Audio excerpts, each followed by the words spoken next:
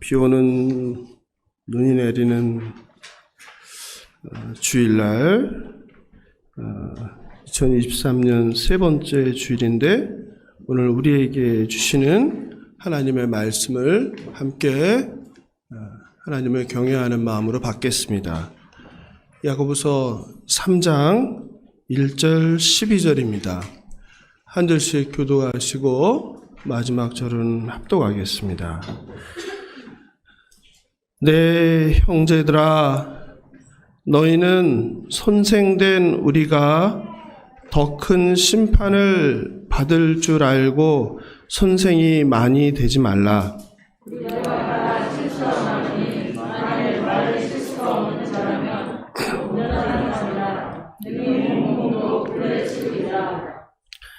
우리가 말들의 입에 재갈 물리는 것은 우리에게 순종하게 하려고 그 온몸을 제어하는 것이라.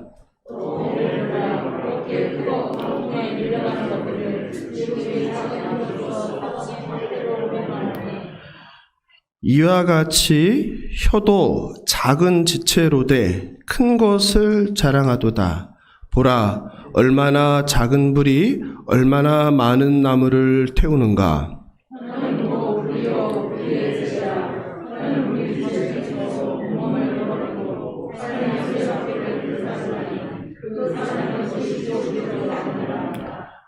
여러 종류의 짐승과 새와 벌레와 바다의 생물은 다 사람이 길들일 수 있고 길들여 왔거니와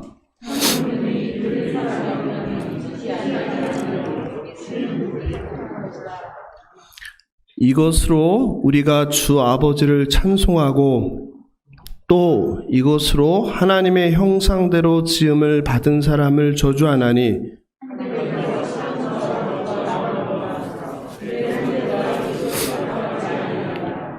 샘이 한 구멍으로 어찌 단물과 쓴물을 내겠느냐. 함께 읽겠습니다. 내 형제들아, 어찌 무화과나무가 감람 열매를 포도나무가 무화과를 맺겠느냐. 이와 같이 짠 물이 단물을 내지 못하느니라. 아멘. 봉헌기도 올려드리겠습니다. 사랑과 긍휼이 풍성하신 창조주 하나님 아버지, 2023년을 시작한 지도 벌써 한 달의 반이 되었습니다. 하나님, 눈이 내리는 주일 아침에 주님을 사랑하는 주님의 아들, 딸들을 여러 가지 어려운 상황과 환경에도 불구하고 예배의 자리로 인도해 주신 그 크고 놀라운 은혜에 감사를 드립니다. 주님께서 우리에게 부어주신 은혜를 생각하면, 사랑을 생각하면 어찌 그걸 다 말로 표현할 수 있을지 모르겠습니다. 무엇으로 주님의 우리에게 베풀어 주신 사랑을 갚아야 될지도 모르겠습니다. 그럼에도 불구하고 여전히 죄인된 본성으로 세상에서 악을 행하고 불의함을 행하며 불의를 보고도 눈 감아 버리고 행하지 않고 말로만 모든 것을 하려는 우리의 어리석고 부패함을 용서하여 주시옵소서. 하나님, 2023년 새해에는 우리가 말씀 앞에 다른 사람이 아니라 내 자신을 비추고자 합니다. 그래서 새해 첫날부터 하루도 빠짐없이 성경 일독을 하고 있습니다. 주님, 이 놀라운 말씀의 은혜에 하나님, 우리 성도님들 한 분도 예외 없이 동참하여서 날마다 사람의 말이 아니라 세상의 소리가 아니라 하나님의 말씀으로 나를 점검하여 성숙한 신앙인의 길로 나아갈 수 있도록 모든 성도들에게 은혜를 베풀어 주시옵소서. 하나님, 오늘도 그냥 나오지 않고 하나님께 정성껏 예물을 올려드립니다. 세상에서 눈물을 흘리며 땀을 흘리며 아버지 포기하고 싶은 마음을 견뎌내면서 때로는 수모와 수치를 당하면서 번 소득의 일부를 올려드리오니 주님 기쁘게 받아주시옵소서. 그러나 우리 가운데는 드리고 싶어도 빈손인 성도들도 있습니다. 하나님, 가난한 성도들, 고아, 과부, 나그네들의 그 슬픈 빈손을 날마다 축복하여 주셔서 하나님 그 빈손이 채워지게 하시고 그들의 빈 냉장고가 채워지게 하시고 그들의 빈 통장의 잔고가 채워지게 하셔서 의식주로 고통받는 삶을 살지 않도록 도와주시옵소서. 하나님 오늘도 하나님의 생명의 말씀을 듣습니다. 하나님 두렵고 떨리는 마음으로 하나님이 살아계심을 믿는다면 이 시간 딴 생각하지 않고 모든 세상의 걱정 근심 다 내려놓고 하나님 말씀에만 집중할 수 있도록 우리의 마음과 귀에 할례를 베풀어 주시옵소서. 오늘 드리는 이 예배가 우리 인생의 처음이자 마지막 예배가 될 수 있다는 생각을 가지고 전심을 다하여 하나님께 집중하는 우리 모두가 될 수 있도록 은혜를 부어 주시옵소서. 감사하며 수명 되신 예수님의 이름으로 기도합니다.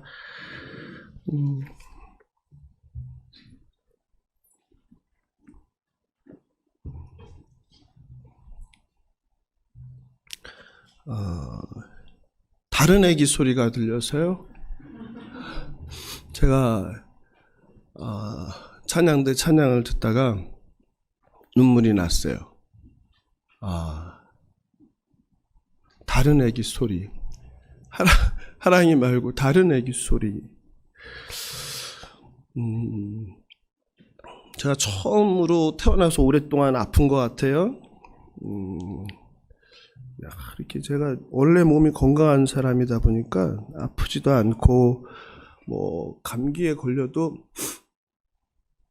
그러니까 제가 아프면은 해야 될 많은 일들을 할 수 없다고 생각하기 때문에요.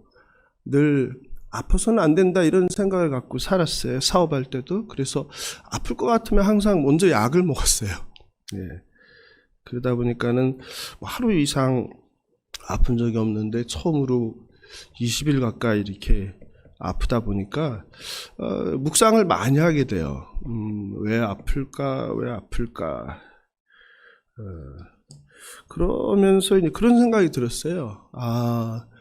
우리 공동체에 있는 그 환우들이 많은데 참 감기만 여기서 들으셔도 돼요. 여기서 괜찮아요. 애기 있어도 되니까, 소리 내도 되고 울어도 되니까. 우리 공동체에 아프신 분들이 많은데 감기만 걸려도 내 몸이 이렇게 불편해. 그죠? 코도 불편하고 목도 불편하고 또 때로는 몸살기가 있어서 몸도 힘들고 속도 불편하고 더 큰 거는 두통도 있어서 이게 일이 안 돼, 생각이 안 돼. 연말 연초에 해야 될 것 많고 세워야 될 계획도 많고 말씀도 이렇게 많이 들여다보고 해야 되는데 생각 자체가 안 되는 거죠. 그런데 이 감기가 아니라 이런 감기조차도 우리를 이렇게 힘들게 하는데 암과 같은 그 커다란 질병을 안고 살아가는 우리 성도님들이 얼마나 고통스러울까 이 생각만 드는 거예요. 나는 이분들을 위해서 얼마나 많이 아파했나 애통해했나 라는 생각이 많이 들었어요. 얼마나 불편한 삶을 살고 있을까. 먹고 싶은 것도 먹을 수 없고 하고 싶은 것도 할 수 없고 가고 싶은 것도 갈 수 없이 얼마나 이렇게 힘든 시간들을 보내고 있을까. 그리고 그게 조만간 나아지면 괜찮은데 나아진다는 보장도 없이 그냥 사는 내내 이 상태로 유지하면서 살아가야 한다는 그들의 고통이 얼마나 클까라는 생각이 계속 들더라고요. 그걸 좀 알으라고 이렇게 오랫동안 이렇게 저를 이렇게 하지 않나라는 생각이 들더라고요.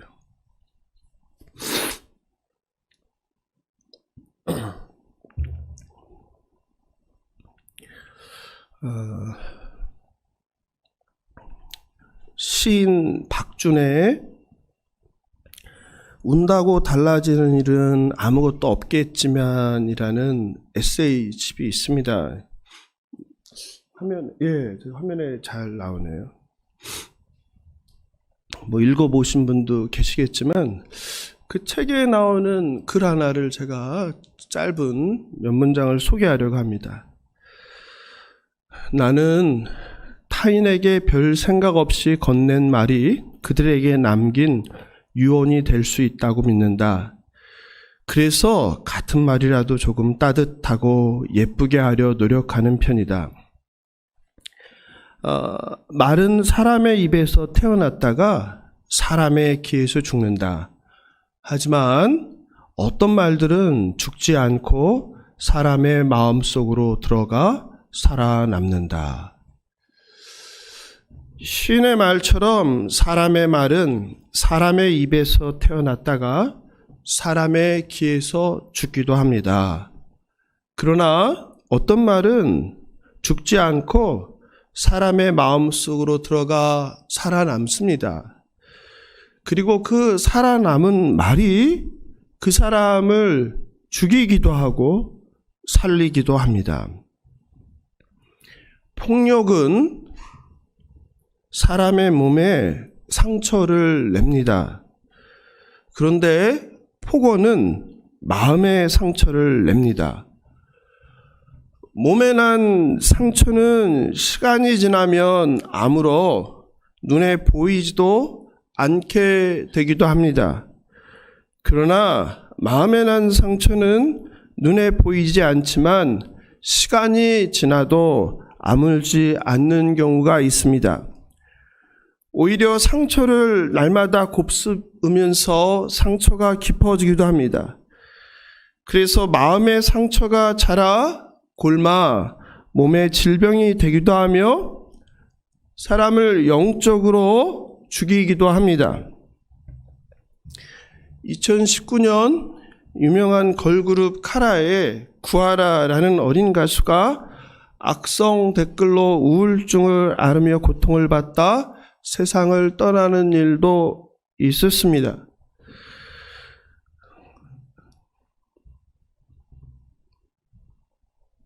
사람들은 살면서 말로 누군가를 상처 주고 또 상처를 받습니다. 그런데 문제는 죄인인 인간은 자신이 누군가를 말로 아프게 한 것은 기억하지 못합니다. 그러나 자신이 말로 받은 상처는 아침 저녁으로 떠올리며 상기합니다. 때로는 잠 못 이루며 밤새 고통받으며 이를 부득부득 갑니다. 이사야서 강해를 잠시 멈추고 야고보서 강해 세 번째 시간입니다. 오늘 본문을 통해서 사도 야고보는 저와 여러분에게 성도의 말이 신앙의 수준이라고 교훈합니다. 말이 신앙의 수준입니다. 애틀란타 저널의 스포츠 기자 모건 블레이크의 풍자글을 하나 소개하겠습니다. 그래서 나는 무엇을 의미하는지 잘 듣고 맞춰보시기 바랍니다. 마친 분에게는 제가 특별히 선물을 드리겠습니다. 집중해서 한번 들어보십시오. 나는 굉음을 내며 날아오는 곡사포보다 더 치명적이다. 나는 누군가를 죽이는 일 없이 승리를 거둔다. 나는 가정들을 허물고 사람들의 마음을 무너뜨리며 그들의 삶을 망쳐놓는다. 나는 바람의 날개를 타고 여행한다. 어떤 사람의 순수함도 나를 두렵게 할 정도로 강하지 못하며 어떤 이의 깨끗함도 나를 기죽게 할 정도로 막지 못하다. 나는 진리를 존중하지 않으며 정의를 상관하지 않고 무방비 상태에 있는 자들에게 자비를 베풀지 않는다.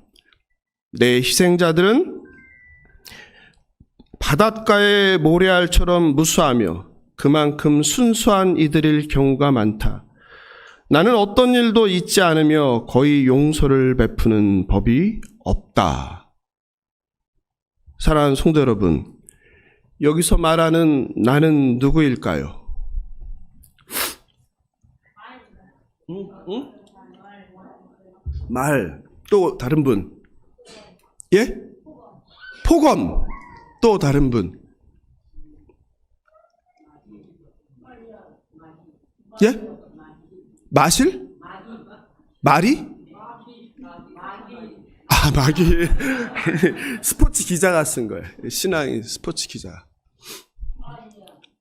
예? 마이야? 말은 아까 했고, 다른 분. 네? 폭력? 기사? 예, 안 나왔습니다. 이거 쉬운 건데. 화면, 예, 보여줘 보세요. 화면, 예. 힌트가 엄청 많은데.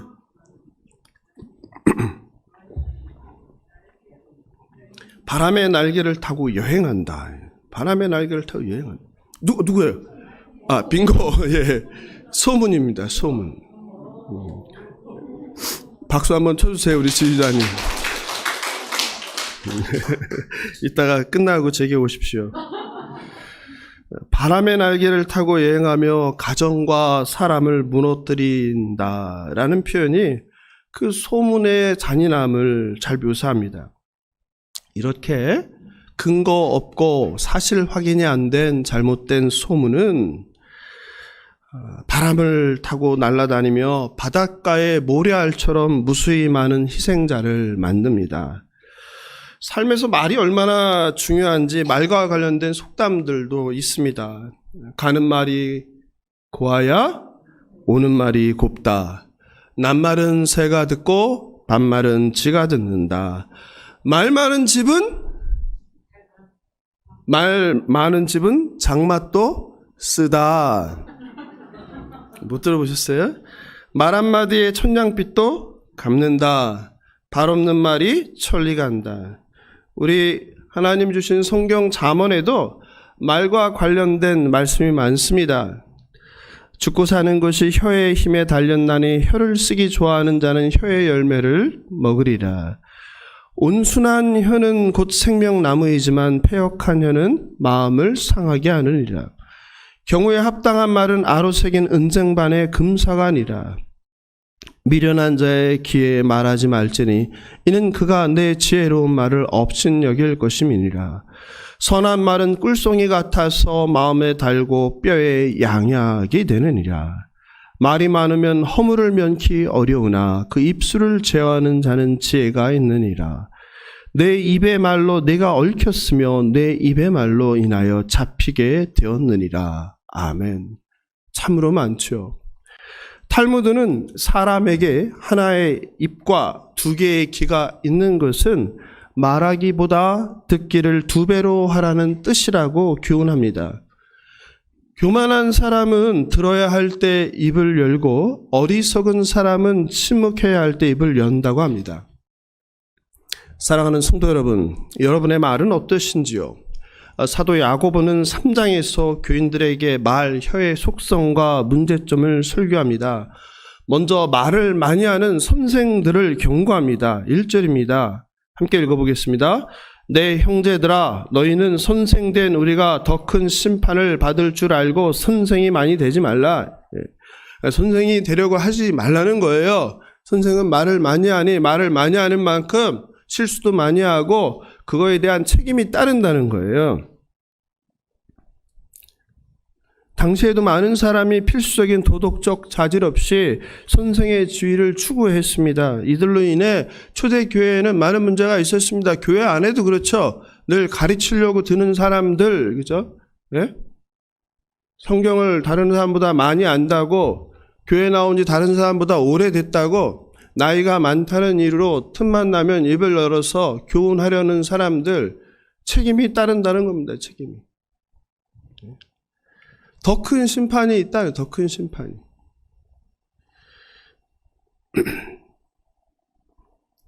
우리말로 그런 말이 있잖아요. 나이가 들면은 뭐 하라고 그래요? 입을 닫고 뭘 열어라? 진리죠, 진리. 지갑을 열어라. 예. 예. 지갑이 신앙이에요? 예? 예. 그래. 다 일리가 있는 말들이에요. 진리는 아니지만. 그런데 경우에 맞는 합당한 말을 하는 것은 선생된 자뿐만 아니라 모두에게 중요합니다. 야고보는 이번에는 말이라는 측면에서, 우리가 지난주에는 참된 믿음이 뭔지 얘기했잖아요. 참된 믿음은 말이 아니라 어디에 있다? 행함에 있다. 예? 행함이 없는 믿음은 거짓이다. 가짜다. 가짜. 근데 오늘은 이제 뭐 하는 거예요? 말을 얘기하는 거예요. 말. 참된 믿음이 있는 사람은 말을 어떻게 한다? 실수하지 아니한다. 말을 안 한다라고 생각하면 안 돼요. 실수하지 아니한다는 거예요. 그게 2절이죠, 2절. 그러니까 성도의 말이 그 사람의 믿음의 수준이다. 그 사람의 신앙의 수준이다. 이런 얘기예요. 얼마나 무서운 말이에요. 한번 같이 읽어볼까요? 시작.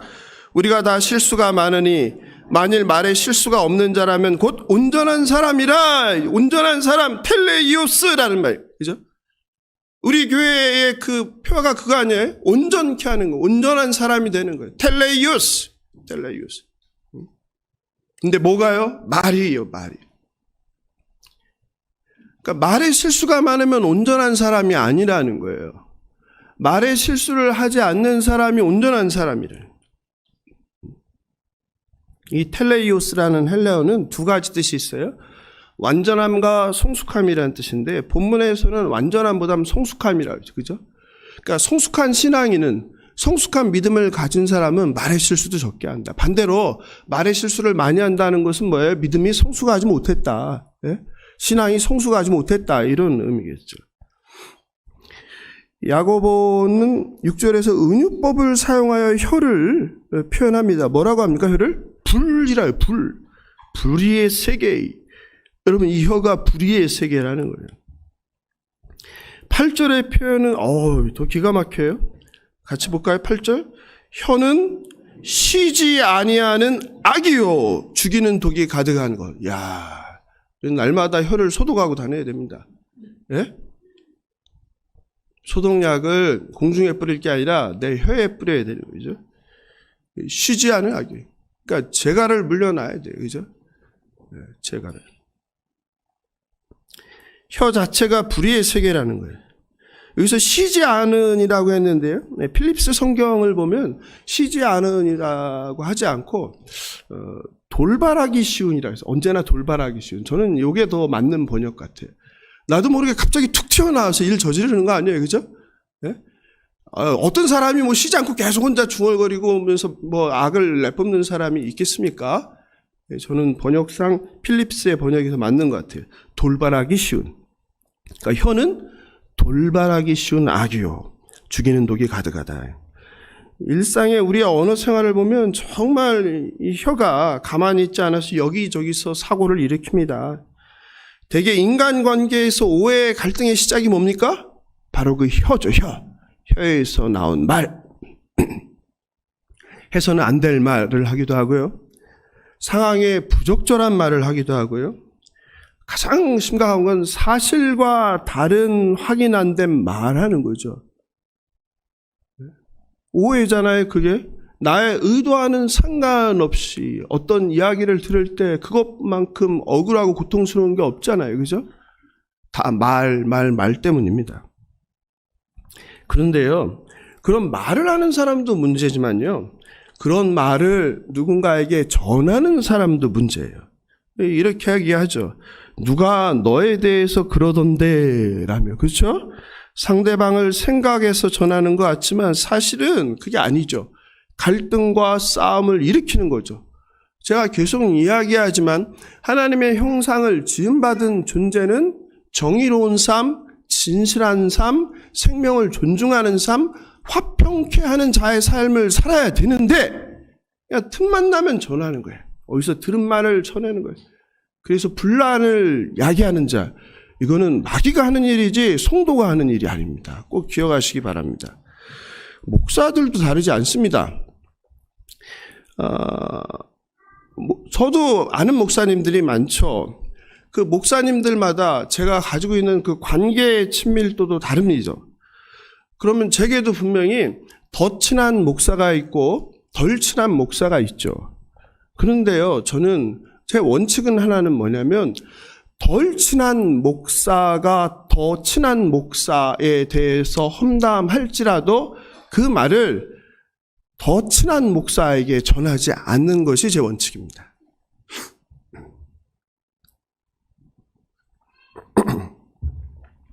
여러분은 어떠십니까?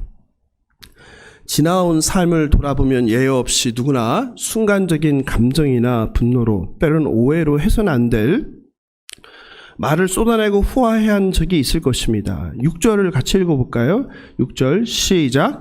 혀는 곧 불이요 불의의 세계라. 혀는 우리 지체 중에서 온몸을 더럽히고 삶의 수레바퀴를 불사르나니 그 사르는 것이 지옥불에서 나느니라. 혀는 온몸을 더럽히고 삶의 수레바퀴를 불태운다. 여기서 그 세계라는 것은 헬라어로 코스모스예요. 코스모스 들어보셨죠? 코스모스. 꽃이 아니라 코스모스가 헬라어로 세계예요. 이 신약 성경에서 이 단어는 흔히 타락하고 죄로 물든 세상의 체계를 의미하는 거예요. 그러므로 불의한 세계라는 것은 죄로 물든 타락한 세상을 의미하는 거예요. 악이 가득한 세상을 의미하는 거예요. 혀는 우리를 더럽히고 우리만 더럽히면 괜찮은데 다른 사람의 삶을 불태웁니다. 가정을 불태웁니다. 조직을 무너뜨립니다. 공동체를 무너뜨립니다. 교회 공동체도 마찬가지. 오늘날 얼마나 많은 교회가 이런 말로 시작된 갈등과 오해로 분란을 겪고 있는지 모릅니다. 그래서 악한 말은 지옥의 불과 같다고 하는 거예요. 말 한마디 잘못하면 열심히 교회에 나오는 형제 자매를 실족시켜 교회를 떠나게 하기도 합니다. 아니, 교회를 떠나는 정도가 아니라 예수를 안 믿게 합니다. 신앙을 버리게 해요. 말로 한 영혼을 구하라고 우리를 예수 제자로 예수 공동체로 불렀는데 말로 한 영혼을 그나마 실족시킨다면 그건 용서받을 수 없는 죄인 거예요. 그래서 분란을 겪은 교회들은 다 이런 책임에서 자유로울 수가 없는 거예요. 여러분, 각자 내가 했던 말을 또 지금 하는 말을 또 앞으로 하게 될 말을 살피시기 바랍니다. 혹시라도 과거의 말로 형제 자매를 실족시킨 죄를 범했다면 하나님 앞에 철저하게 회개하셔야 됩니다. 입에 재갈 물려 악한 말, 더러운 말을 하지 않게 해달라고. 내 능력으로는 안 되니 성령 하나님께서 내 입술을, 내 혀를 붙잡아 달라고 간구해야 합니다. 너무 심각하신 것 같아요. 다들. 이렇게 성경은 심각한 거예요. 괜히 저는 설교하는데 농담 따먹게 하고 참 그 코미디 하는 거를 참 제가 참 별로 안 좋아합니다. 아주. 예. 이건 사람을 죽이고 살리고 하는 자리인데. 예.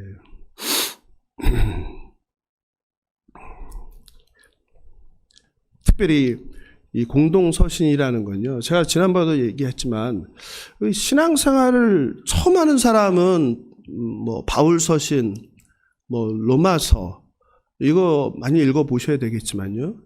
신앙생활을 오래 한 사람들은요. 공동서신을 많이 읽어야 되는 거예요. 삶이 변하지 않은 분들은요. 매일 예수 믿고 구원이라는 바울서신이 아니라 공동서신을 좀 많이 읽어야 돼요. 야고보서를 매일 한 번씩 읽어보세요. 예? 내가 자꾸 나쁜 생각이 들고 나쁜 말을 하고 나쁜 행동을 하게 되나. 전부 다 살아있는 신앙생활을 한 자들에게 주는 교훈이에요. 공동서신은. 바울서신이 로마서가 처음 예수를 믿는 자들에게 주는 말씀이라면 야고보서와 같은 말씀은 오랜 신앙생활한 그런데도 변화가 없는 여러분에게 주는 거예요. 저와 여러분 같은 사람에게. 제발 정신 차리라고. 예? 제발 좀 잘하라고. 언제까지 예수 믿고 구원받았네. 예수 천당 불신족 이것만 알고 있을 거냐고. 한 번 구원은 영원한 구원이다. 이것만 하고 있을 거냐고. 제발 잘하라고. 제발 변하라고. 이게 공동서신이에요. 야고보는 총회장 아니에요? 당시 초대교회 총회장. 예? 가장 존경받던 교회 지도자 아니에요? 낙타 무릎 아니에요? 의인이라고 불리던 사람 아니에요? 네. 우리도 좀 그와 같이 이 말씀을 듣고 자라야 되지 않겠습니까? 언제까지 그렇게 예수 믿고 구원에 머물러 있을 겁니까? 이런 근데 말들을 들으면 또 이렇게 반응한 분이 있어요. 아유, 그럼 뭐 그냥 말하지 말고 입 닫고 살아야 되겠네. 참 이런 분들 많아요. 너무 극단적인 거예요, 생각이. 예? 침묵이 우리가 선택할 최선의 방법인 것처럼 생각하는데 그것도 극단적인 잘못된 생각이에요. 아무 말 하지 않고 침묵하는 것은 바른 것이 아니에요. 말해야 할 때 말해야 하는 거예요. 말할 필요가 없을 때 말하지 않는 거. 이것을 이야기하는 거죠. 하나님께서 할 말을 하라고 저와 여러분에게 혀와 입을 주신 거예요. 성경은 그러므로 바르고 선한 말과 통제된 혀가 얼마나 중요한지를 이야기하는 거예요. 선한 말은 꿀송이 같아서 마음에 달고 뼈에 양약이 되느니라. 경우에 합당한 말은 아로새긴 은쟁반의 금사관이라. 여러분 얼마나 여러분 합당한 말이 뭐라는 거예요? 금사과예요. 금사과. 그것도 어디에? 은쟁반 위에 금사과. 여러분이 말만 합당하게 잘하고 다니면 뭘 하는 거예요? 금사과를 여기저기에다가 선물하는 거예요. 하나님 주신 언어와 혀로 사람을 살리는 말을 하시는 저와 여러분 되길 주님의 이름으로 축원합니다. 여기저기 금사과를 나눠주시기 바랍니다. 문제는 혀를 통제하기 어렵다는 것이죠. 그게 8절이죠. 혀는 능히 길들일 사람이 없나니 쉬지 아니하는 악이요 죽이는 독이 가득한 것이라. 근데 길들일 사람이 있죠. 누구예요 그게? 예? 배우자예요. 배우자인 거예요. 같이 살잖아요. 그래서 배우자를 뭐라고 하죠 우리가? 성경에서 돕는 배필이라고 하는 거예요. 돕는 배필이 무슨 뜻이라고 그랬어요? 하자고 하는 대로 잘 뒷바라지 하는 거라고 그랬어요? 아니라고 그랬어요? 그거는 목사님들이 주례 때 너무 잘못 설교하는 거라고 그랬죠. 돕는 배필은 그냥 남편이 뭘 하든지 상관하지 않고 그냥 뒤따라가면서 잘 되도록 뒤에서 무조건 동의하고 돕는 게 아니라고 그랬죠. 돕는 배필이라는 것은 옳은 일을 하도록 올바르게 말해주는 거예요. 그래서 잘못된 일을 못하게 하는 거예요. 이게 돕는 배필의 역할이에요. 그러니까 배우자가 말을 잘못하면 어떻게 해야 돼요? 그 혀를 갖다가 그냥 손으로 쳐야지. 때마다. 그러면은 맞으면 아프잖아요. 아프면 어떻게 해요? 하루에 한 100대 맞아보세요. 100대. 그러면 그 다음 날은 이제 좀 줄여들겠죠. 그래서 돕는 배필을 주거든. 목사도 성도가 말을 잘못해요. 그럼 어떻게 해야 돼요? 때릴 수는 없으니까. 그거는 합당한 말이 아닙니다. 하는 거죠. 그죠? 마찬가지로 목사가 말을 잘못하면 성도도 어떻게 해요? 똑같이 해야죠. 이게 돕는 배필이에요. 부부만 돕는 배필이 아니라 저와 여러분도 돕는 배필인 거예요. 서로에게. 서로에게. 또 여러분과 여러분도 뭐예요? 돕는 배필인 거예요. 그러니까 성도가 막 욕을 해요. 그럼 어떻게 해야 돼요? 성도님, 욕하면 안 되죠. 여기가 어디라고 욕을 합니까? 그러시면 안 됩니다. 해야 되겠죠. 그죠? 이게 돕는 배필이에요. 그래서 어렵지만 할 수는 있다. 어떻게? 그냥 이걸 들고 다녀라. 들고 이렇게 딱 들고 다녀라. 그리고 돕는 배필이 없을 수도 있잖아요. 그러면 자기가 해요. 자기가 때려. 아유, 또 했구나. 또 했고. 그죠? 이렇게 해야죠.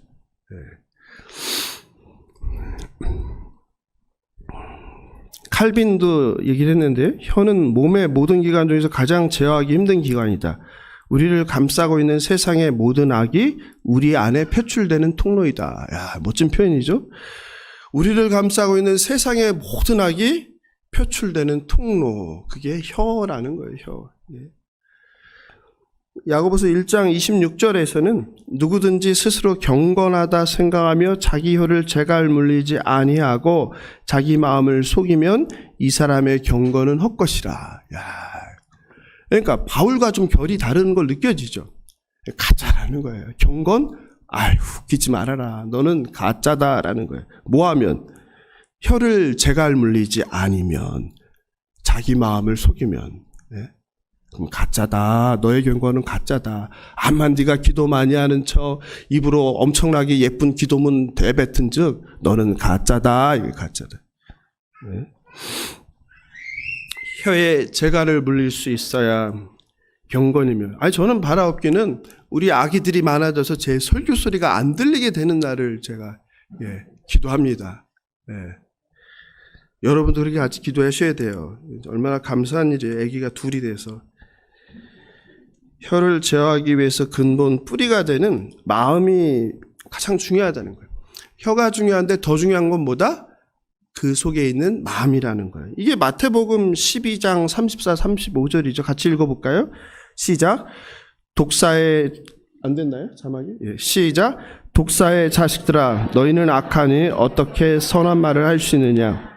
이는 마음에 가득한 것을 입으로 말함이라. 선한 사람은 그 쌓은 선에서 선한 것을 내고 악한 사람은 그 쌓은 악에서 악한 것을 냅니다. 그렇죠. 선한 마음에서 선한 말이 나오고 악한 마음에서 악한 말이 나오는 거예요. 그러니까 악한 말을 많이 하는 사람은 그 마음이 어떻다는 거예요? 악하다는 거예요. 악하다는 거예요. 여러분 아니라고 부인할 수 없습니다. 저는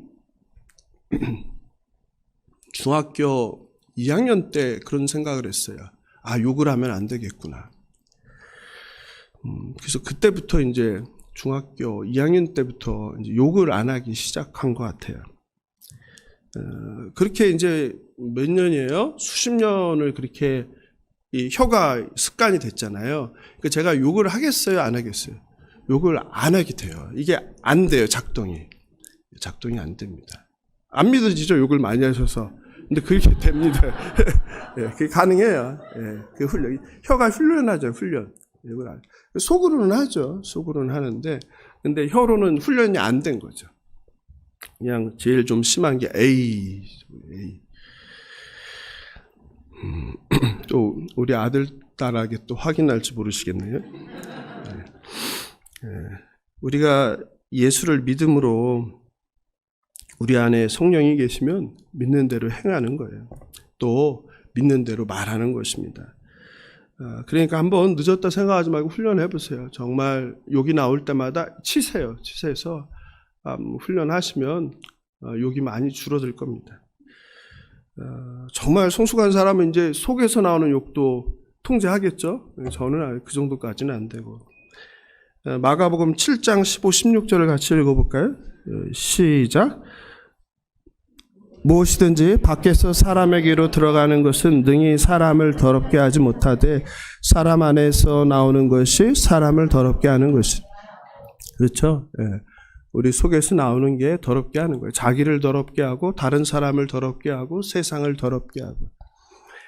믿음과 행함은 결코 분리되지 않습니다. 마찬가지로 우리의 말과 우리의 믿음도 분리되지 않습니다. 참된 믿음은 믿는 대로 행하는 것입니다. 마찬가지로 참된 믿음은 믿는 대로 말하는 것입니다. 그러므로 마음과 말과 행함은 일치하는 것. 그게 참된 믿음, 참된 신앙입니다. 그러므로 혀를 통해 표현된 말은 그 사람의 생각과 마음, 그 사람의 신앙과 그리고 믿음의 수준을 드러내는 것입니다. 그래서 늘 우리의 마음을 지킬 수 있도록 우리는 기도해야 합니다. 하나님의 뜻에 합한 왕 다윗도 기도했는데 우리가 무슨 수로 기도 안 하고 이것을 행할 수 있겠습니까? 시편 141편 3절입니다. 여호와여 내 입에 파수꾼을 세우시고 내 입술의 문을 지키소서. 주님, 제 입술을 지켜주세요. 파수꾼을 세워주세요.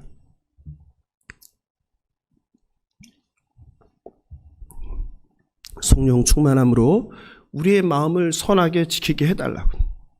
그리고 악한 혀, 악한 입술을 제어하는 우리 되게 해달라고 기도하는 저와 여러분 되길 주님의 이름으로 축원합니다.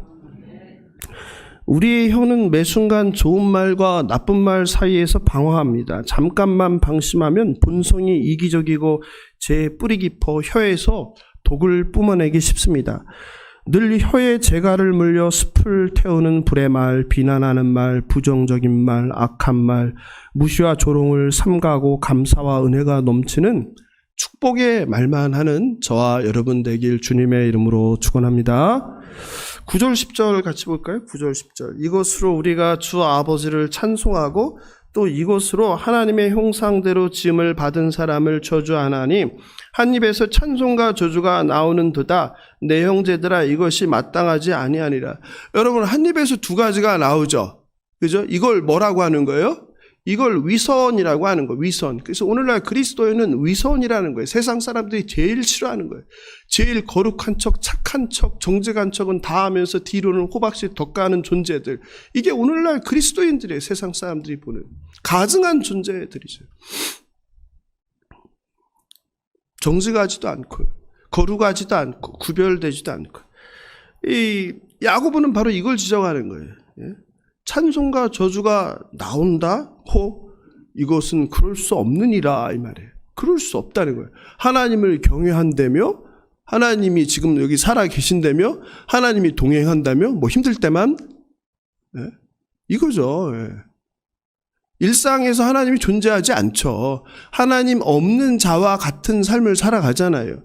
하나님 없는 자와 같은 생각을 하고 행동을 하고 말하잖아요. 근데 힘들 때만 그냥 찾는 거죠.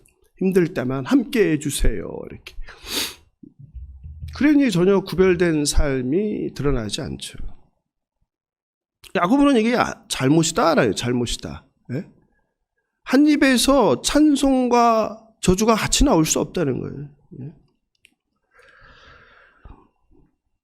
하나님을 정말 경외한다면 악한 말을 할 수 없다는 거예요.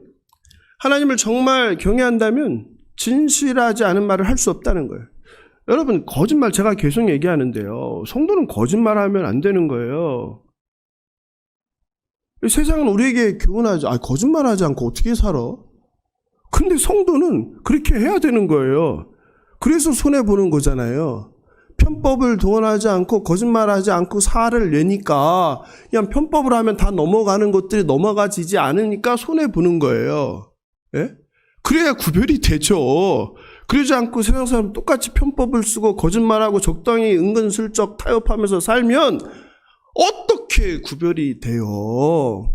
그래서 욕을 먹는 거고 그래서 존경을 못 받는 거죠. 정말 말씀대로 한번 살아보세요. 예. 그러면 세상이 감동하죠. 세상도 감동하죠. 저 사람은 어떻게 저럴 수 있어. 거기 가봐야 되겠다. 저 사람은 도대체 어떻게 저럴 수 있어. 저 사람이 믿는 하나님을 믿어야 되겠다. 이게 전도죠.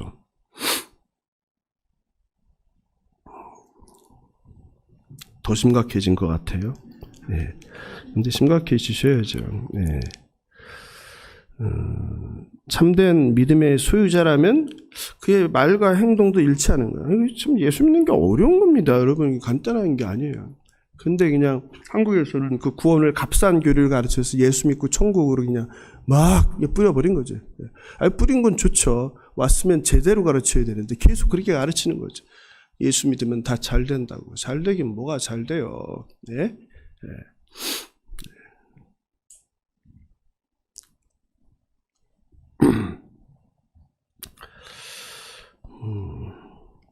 말은 우리의 믿음이라는 것을 꼭 기억하시기 바랍니다.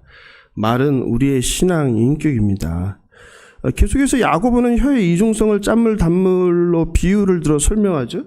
무화과나무의 감람 열매를 포도나무에 무화과를 맺을 수 없다는 거예요. 그게 11절 12절이죠. 같이 한번 읽어볼까요? 시작.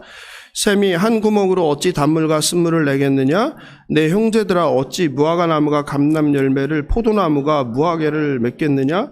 이와 같이 짠물이 단물을 내지 못하느니라 그랬죠.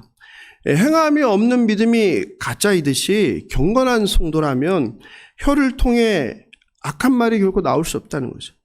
하나님을 찬양하는 입으로 결코 하나님 형상을 지음받은 누군가를 비난하고 조롱하고 근거 없이 저주할 수 없다는 것이죠. 아니 그래서는 안 된다고 권면하는 거죠. 그럼 또 그렇게 생각할 수 있죠. 악인이 있어요. 그럼 어떻게 해야 돼요? 악인도 그래야 돼요? 악인한테도 좋은 말 해야 돼요? 그걸 잘못 적용하는 거죠. 악인에 대해서는 어떻게 해야 돼요? 심판을 명해 심판. 하나님 저 악인을 심판하소서. 하나님의 공의와 정의를 막는 저 가짜를 심판하소서. 이게 하나님의 사람인 거예요. 그러니까 말씀을 잘 새겨 들어야 되는 거예요. 저 악한 권세를 무너뜨려 주소서. 저 악인에게서 선량한 백성을 구원해 주소서. 이게 하나님 백성이 하는 거예요. 근데 항상 침묵해. 오늘날 그리스도의 문제는 악인한테도 침묵하고 그냥 맨날 침묵해. 근데 거꾸로 하는 사람도 있어요. 악인에게 축복하고 의인은 막 밟는 사람들. 상대 봐가면서 상대가 좀 약해 보여. 그럼 막 밟아요. 예? 상대가 강해. 그럼 꼼짝도 못해, 말도 못해. 이게 그리스도인이야, 오늘날. 예? 어떻게 해야 돼요? 그거 상관없어야죠. 의인에게 축복하고 악인에게 바로 하나님께 돌아서도록, 하나님을 무서워하도록 우리가 바른 말을 해야 되는 거죠. 그죠? 그러니까 말씀을 잘 새겨 드려야 됩니다. 야고보서를 통해 참된 믿음은 믿는 대로 행한다고 배웠습니다. 참된 믿음은 한 입으로 하나님을 찬양하며 사람을 비방하며 저주하지 않습니다. 참된 믿음은 칭찬과 격려와 사랑과 거룩에 축복하는 말을 합니다. 예수님께서도 사람의 말을 근거로 종말에 심판한다고 말씀하셨어요. 마태복음 12장 36, 37절이죠. 내가 너희에게 이르노니 사람이 무슨 무익한 말을 하든지 심판날에 이에 대하여 신문을 받으리니 내 말로 의롭다함을 받고 내 말로 정죄함을 받으리라. 여러분, 우리 말을 하나님이 다 알고 계시는 거예요. 그래서 그 말의 심판을 받는다. 얼마나 무서운 이야기입니까? 심판날에 우리가 살면서 쏜 말의 화살로 심판을 받음을 기억하는 저와 여러분 되길 주님의 이름으로 축원합니다. 사랑하는 성도 여러분, 우리의 혀를 떠난 말이 사람을 살리기도 하고 죽이기도 합니다. 1997년 부산교도소를 탈출해 잡히지 않고 907일 동안 전국을 누비며 온 나라의 이목을 집중시킨 탈주범이 있었습니다. 기억하시죠? 그가 누구입니까? 신창원입니다. 그는 어린 시절 가난했는데 엄마까지 간암으로 일찍 떠나 힘든 하루하루를 살았습니다. 그래서 학교에 돈도 내지 못했나 봅니다. 그는 그의 책 신창원 911의 고백에서 다음과 같이 말합니다. 초등학교 5학년 때 담임선생님이, 요거는 할 수 없이 제가 욕을 하겠습니다.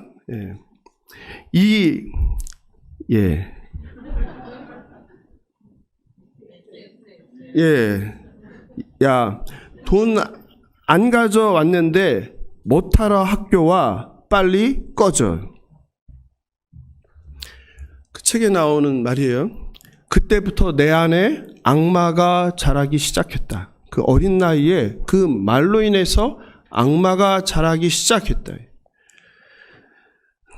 만일 그때 그 선생님이 너 착한 녀석이다 라고 머리 한 번만 쓸어주었으면 여기까지 오지 않았을 것이다.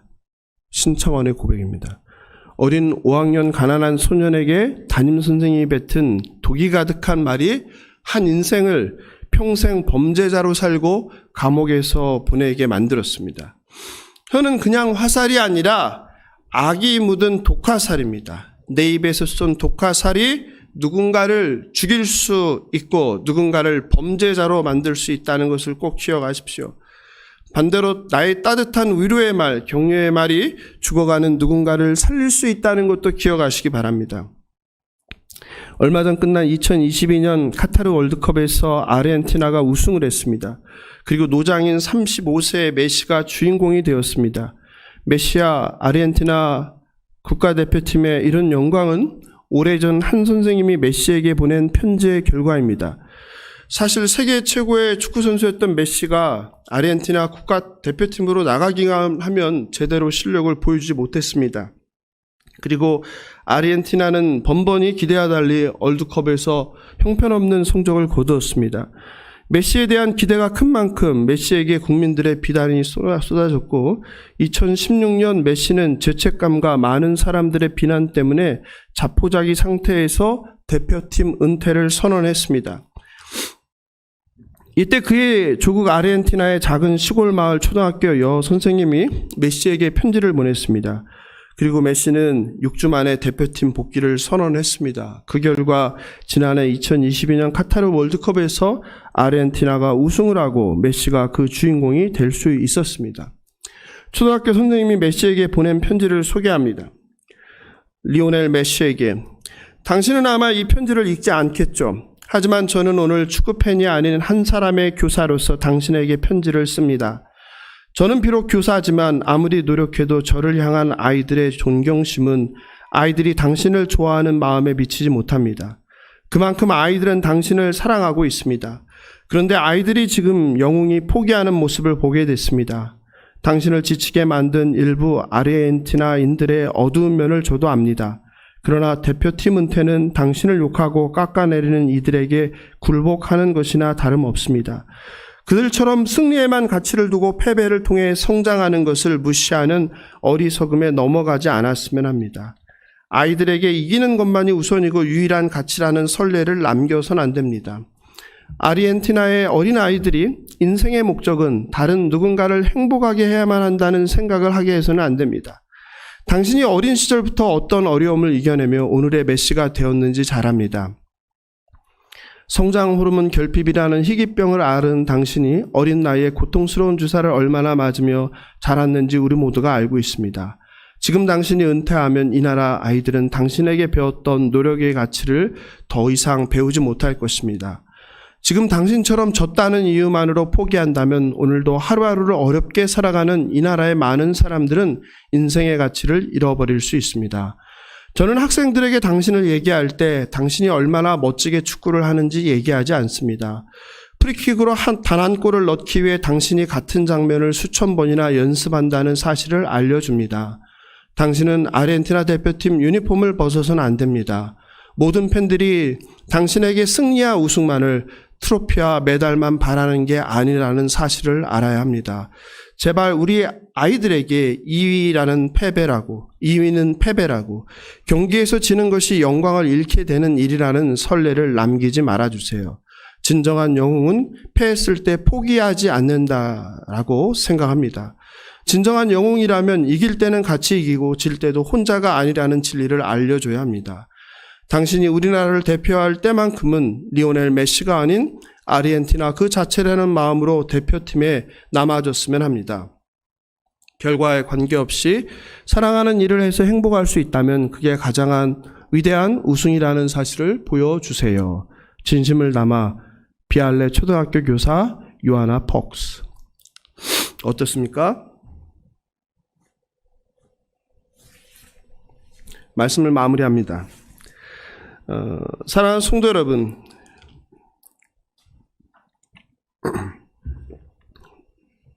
여러분의 말이 이렇게 누군가를 죽이고 누군가를 살립니다. 그리고 그 말의 선택은 여러분에게 달려 있습니다. 성경은 입으로 들어가는 것이 더러운 것이 아니라 입에서 나오는 것이 더럽게 한다고 하였습니다. 악한 마음에서 악한 말이, 선한 마음에서 선한 말이 나옵니다. 그러니 중요한 것은 마음입니다. 그래서 성경은 모든 지킬 만한 것 중에 더욱 내 마음을 지키라. 거기에서 생명이 남이라. 마음이 생명이에요.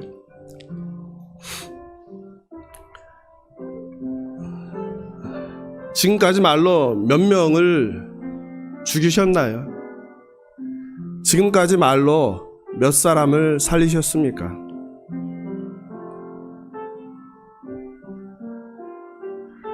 몸을 죽이는 것만이 살인이 아니에요. 영을 죽이는 것 말로 살인입니다. 선한 마음을 가지시길 바랍니다. 독이 모든 화살을 쏘며 사람들을 공격하지 않길 바랍니다. 혀에서 독이 뿜어 나올 때마다 혀를 제어하시기 바랍니다. 내 입을 떠난 독 묻은 화살이 누군가를 죽일 수 있다는 그 무서운 사실을 꼭 기억하시기 바랍니다. 바라옵기는 저주의 말이 아니라 축복의 말을 하며 살길 원합니다. 감사합니다. 사랑합니다. 힘내십시오. 잘 될 것입니다. 주님이 축복하십니다. 이런 격려하는 긍정의 말을 하시기 바랍니다. 여러분의 입에서 가만 안 둘 거야. 용서하지 않을 거야. 그럴 줄 알았어. 망해라. 꼴 좋다. 넌 그거밖에 안 돼.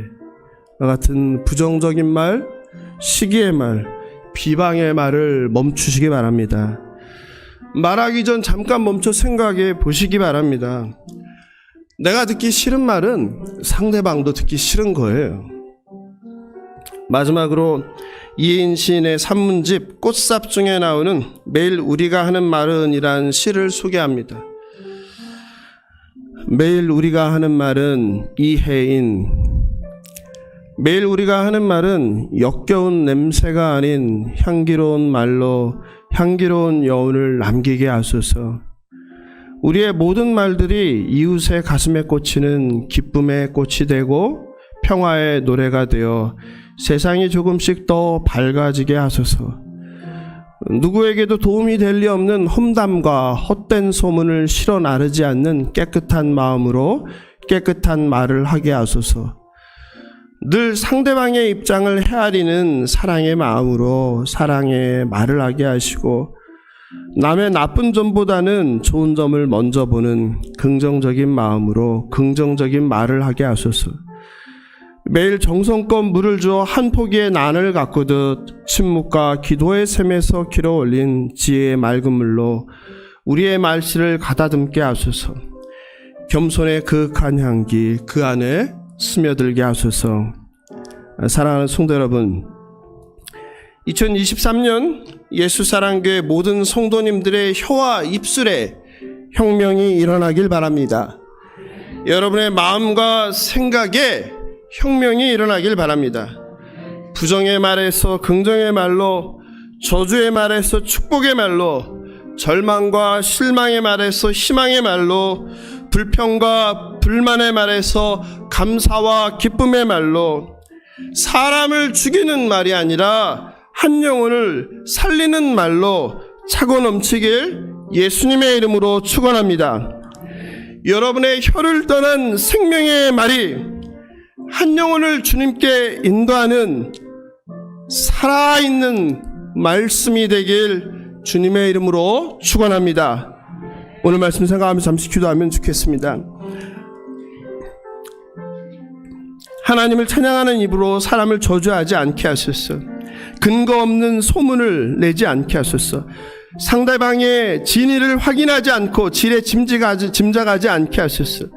비난, 비판, 조롱하는 말이 아닌 칭찬, 격려, 축복의 말을 하게 하소서.